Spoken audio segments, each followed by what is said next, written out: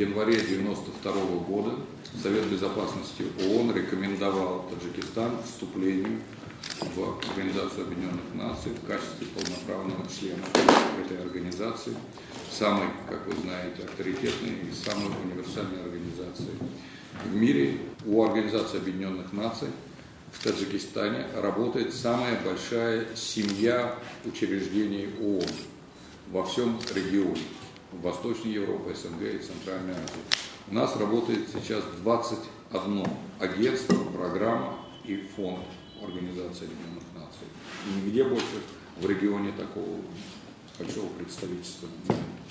Мы сыграли большую роль не только в укреплении экономического потенциала, помощи социально уязвимым слоям населения, но и внесении мира и стабильности, потому что вы знаете, что переговорный процесс, так сказать, который привел к окончанию конфликта и который, так сказать, завершился, так сказать, миром в Таджикистане, он был организован под эгидой Организации Объединенных Наций. Основа нашей работы – это, конечно, поддержка национальных усилий по снижению бедности, особенно защите наиболее социально уязвимых слоев.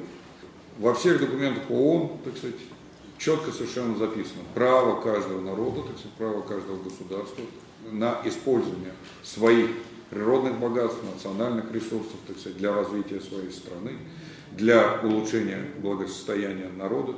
С этой точки зрения я считаю, что право Таджикистана на использование водных, сырьевых и других ресурсов, которые находятся на территории, без сомнения существует. Мы хотели бы, чтобы все государства, включая и Таджикистан, и Узбекистан, жили в духе добрососедства, сотрудничества и полностью. До какой степени мы можем реализовать это наше желание или принцип, это зависит от политической воли, это зависит, так сказать, от решения суверенных государств. Мы не можем им сказать.